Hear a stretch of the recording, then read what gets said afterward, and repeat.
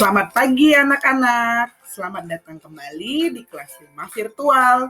Mari belajar bersama Bu Guru Sri. Pada pertemuan kita kali ini, kita masih belajar di tema 3, makanan sehat, subtema 2, pentingnya makanan sehat bagi tubuh, pembelajaran 2 dan 3. Sebelum belajar, tidak lupa Bu Guru mengingatkan agar anak-anak selalu menerapkan protokol kesehatan, mencuci tangan dengan sabun pada air mengalir, memakai masker, serta menjaga jarak. Nah, pembelajaran kita hari ini memiliki 3 tujuan, yaitu yang pertama, dengan membaca teks, siswa dapat menjelaskan keberagaman tari daerah secara tepat. Yang kedua, dengan membaca teks, siswa dapat mengidentifikasi aktivitas masyarakat sekitar dalam upaya pembangunan sosial secara tepat. Dan yang ketiga, dengan membaca teks, siswa dapat menjelaskan keanekaragaman adat istiadat di lingkungan sekitar secara tepat. Nah, sebelumnya kita sudah pernah membahas keberagaman alat musik daerah. Hari ini kita akan membahas mengenai keberagaman tari daerah. Indonesia memiliki keanekaragaman budaya yang tinggi, dan ini tercermin dari tarian daerah yang dimilikinya. Gerakan-gerakan setiap tarian daerah bisa jadi sama, tetapi ada pula yang berbeda. Makna yang terkandung pun berbeda-beda. Ada tari gantar misalnya dari Kalimantan yang menggambarkan gerakan orang yang tengah menanam padi. Mereka menggunakan properti tongkat yang menggambarkan kayu penumbuk, sedangkan bambu dan biji-bijian di dalam wadah penumbuk menggambarkan benih padi dan wadahnya. Di Kalimantan juga terdapat tarian perang atau yang dikenal dengan tari kancet. Tari kancet papatai yang menggunakan properti berupa mandau, perisai, dan baju perang. Nah, properti dalam sebuah tarian daerah memegang peranan yang amat penting. Properti tari merupakan bagian dari perlengkapan tari yang dipergunakan untuk meningkatkan estetika atau keindahan sebuah tarian dan untuk memperdalam makna yang terkandung dalam sebuah tarian. Properti tari misalnya seperti kipas, topeng, kemudian pedang, itu banyak digunakan dalam tari-tari tradisional. Nah, kalau seperti tari yang tadi sudah Bu Guru jelaskan, misalnya tari gantar itu karena menceritakan tentang panen, dia menggunakan tongkat penumbuk dan wadah yang berisi biji-bijian yang menggambarkan suasana pada saat panen. Jadi properti itu tentu saja mendukung tema atau cerita dari tarian. Apabila misalnya seperti tari kancet papatai menggambarkan tentang perang, tentu saja dia menggunakan properti berupa senjata-senjata seperti itu.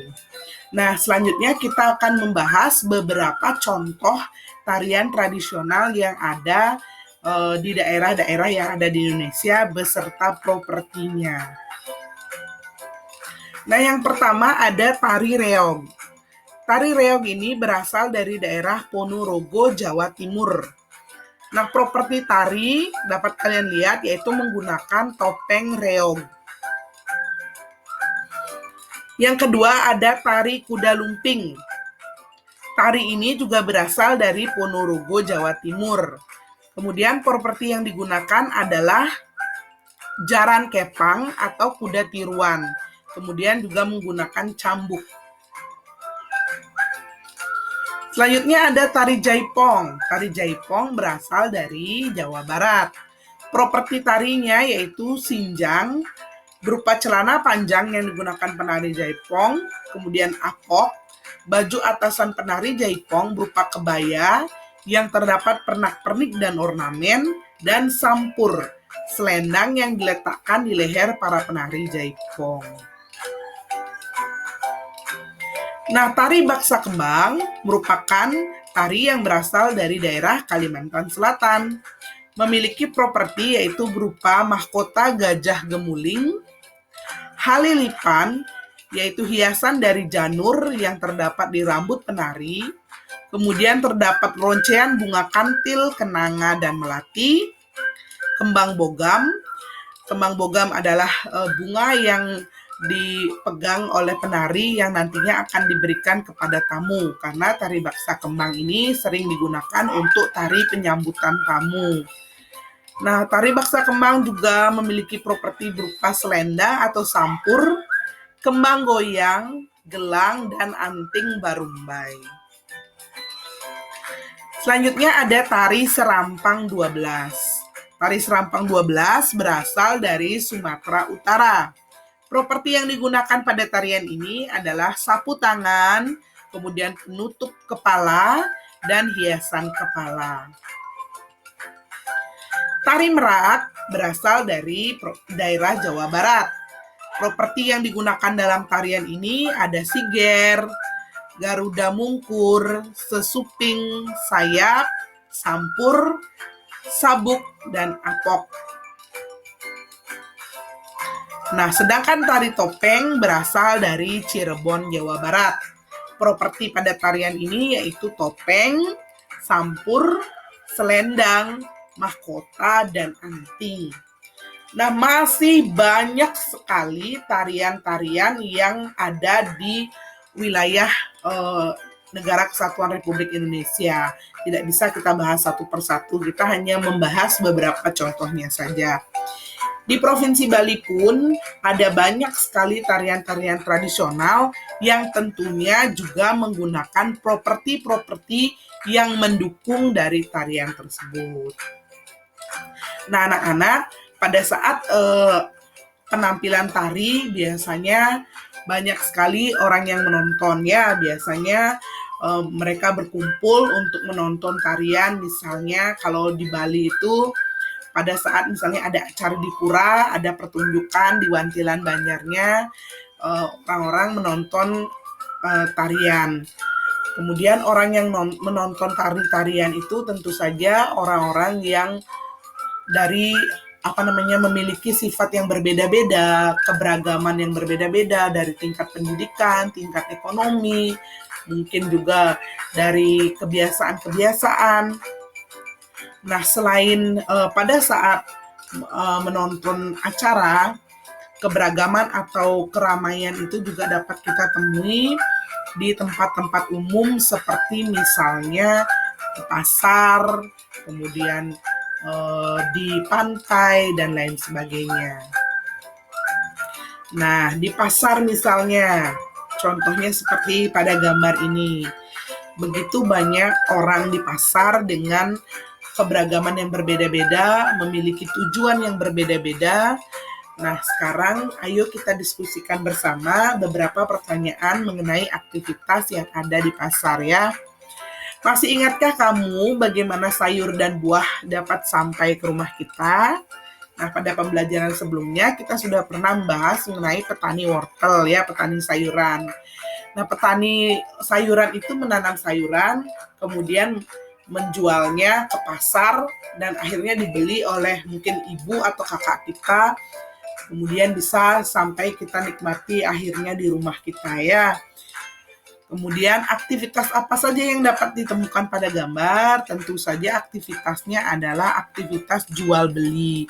Nah, pada gambar terlihat ada seorang ibu sedang menawar sayur, kemudian ada juga yang sudah membayar sayur, tanda bahwa dia sudah selesai melakukan tawar-menawar dan sudah setuju dengan harganya sehingga jadi untuk membeli sayuran tersebut ya.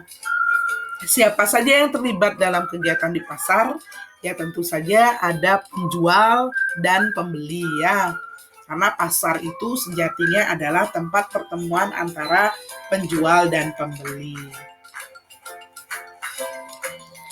Nah, anak-anak, semua aktivitas yang menggabungkan aspek sosial dan ekonomi yang dimaksudkan untuk meningkatkan taraf hidup atau kesejahteraan sosial disebut dengan pembangunan sosial. Kesejahteraan sosial tidak hanya berkenaan dengan terpenuhinya kebutuhan material, tetapi juga spiritual. Dengan demikian, memungkinkan semua warga negara untuk mengembangkan dirinya. Nah, dalam melakukan aktivitas kehidupan untuk meningkatkan kesejahteraan sosial, tak jarang kita akan berhadapan dengan keanekaragaman yang tinggi. Contohnya di pasar. Keanekaragaman yang bisa ditemui misalnya keanekaragaman sifat, taraf ekonomi, agama, bahasa, dan kebiasaan-kebiasaan lainnya. Nah, kebiasaan yang mengikat masyarakat dan berlangsung dalam jangka waktu yang cukup lama dikenal dengan istilah adat istiadat. Adat istiadat merupakan kebiasaan sosial yang sejak lama ada di dalam masyarakat dan bertujuan mengatur tata tertib dalam masyarakat tersebut. Adat istiadat setiap kelompok masyarakat bisa sama atau berbeda tergantung dengan daerah itu masing-masingnya. Contohnya saja adat istiadat masyarakat Osing di Banyuwangi yang merupakan perpaduan antara budaya Jawa, Madura, dan Bali. Kemudian adat istiadat masyarakat desa di Jawa Timur dan Jawa Tengah yang terkenal memiliki persamaan. Salah satu persamaannya bahwa mereka memiliki ikatan yang berdasarkan pada persahabatan. Nah, kalau di Bali sendiri, kita memiliki banyak sekali tradisi atau adat istiadat, kebiasaan-kebiasaan yang sudah berlangsung dari zaman nenek moyang kita. Nah, mari kita akan membahas satu contoh adat istiadat yang sudah ada sejak zaman nenek moyang kita dan masih berlangsung hingga saat ini. Nah, tradisi ngayah, tradisi gotong royong di Bali yang bisa kita tiru. Nah, anak-anak pasti sudah mengetahui apa itu tradisi ngayah, tapi bagi yang belum tahu, kita akan bahas sedikit mengenai tradisi ngayah itu ya. Masyarakat Bali sangat menjunjung kebudayaannya. Tradisi dan adat istiadat masih dilestarikan sampai sekarang. Salah satunya adalah tradisi gotong royong yang disebut dengan ngayah. Ngayah berarti pekerjaan sukarela untuk kebaikan bersama. Tradisi ngayah sendiri merupakan tradisi gotong royong untuk kebaikan semua masyarakat Bali yang terlibat. Masyarakat Bali juga melakukan ngayah sebagai bagian dari perintah agama ya.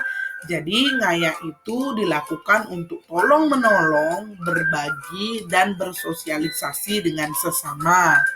Maka dari itu hubungan masyarakat Bali sangat erat satu sama lain dan terjalin kerukunan yang sangat tinggi.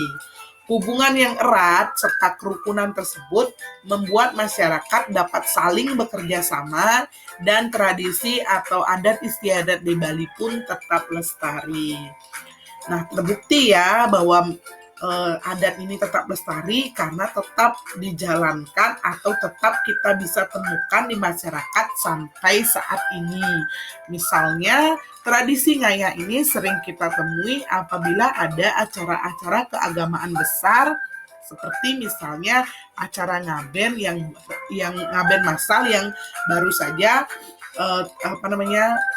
berlangsung di daerah kalian ya.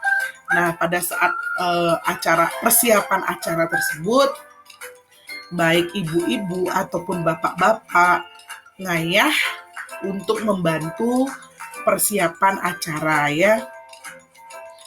Nah, anak-anak sudah beberapa materi kita bahas hari ini dari mulai tarian tradisional, kemudian properti dari tarian tradisional, asal daerah beberapa tari tradisional, kemudian kita juga membahas mengenai keanekaragaman lain, yaitu keanekaragaman dalam hal pemenuhan kebutuhan atau kesejahteraan masyarakat sehingga tercipta pembangunan sosial. Kemudian keanekaragaman kebiasaan-kebiasaan yang kemudian sudah terjadi begitu lama di masyarakat sehingga membentuk suatu adat istiadat.